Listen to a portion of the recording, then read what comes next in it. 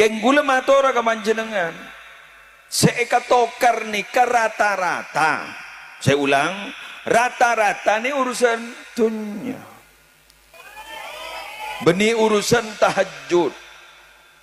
Kula kita teman mangkiin para Rabu tetang ke kula betetangkan sambian atokar seteretanan gara-gara polan banyak tahajud. Gara-gara polan banyak maca Quran.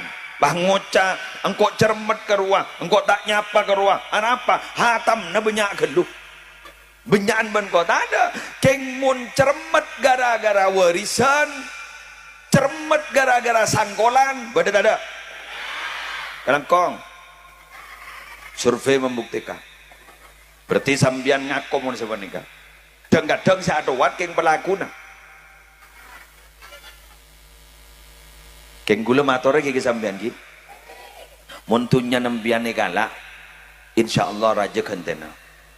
Keng mu nembian singala, raja tolana. Raja tola. Anapa? Pangas tete gulaban sambian kek nyake nate na oreng. Karena oreng ni kamon sake para Rabu atena malarat tampena. Ni kamu na oreng ni kasampai potong tapeleco banyak tukang beceta keng mon ate si ancor gara-gara bentan oreng malarat nyari tambana. Betul? Pangas tete karena manusia ni tak kira jeje manolong. Manusia gak dito tak kira gagak manolong. Beni urusan tunya manolong make ora jan lemes. Nika ki malik sanusi lambo paling gendeng orang. Engki nika pun masya Allah ngak makin sudah tampak ampun.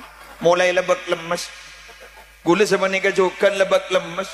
Waduh, mon bilan kita ngodan aja lah salah aja. Buruk.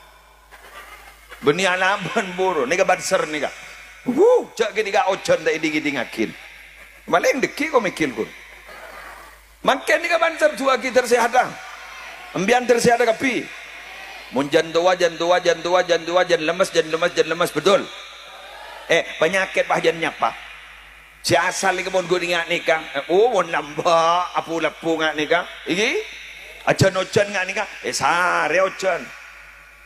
Oh, jak ring madu ikun ojen malolo si sare. Makai kanan le baso tak tahu jak lo bagolar. Iki kan? Mon mangke ni nyapo rese-rese sekon ni ajiman lah. Si sare apa? Miksa grip, flu dan batuk. Anapa? Gres. Nah, dari gak ditoh toreh buleban sampean saya pateros kompak ngak nikah, pateros atretan ngak nikah, malar muka atretan atunya akhirat. Kok laku ning akhirat atretan semakin juga atretan. Pak, Bu, jo apa, Bu? Kita mari, Bu. Ayo. Kula makin ning matora. Dak remah ongkuna nikmat tadi tretan. Ken. Bade setong debu.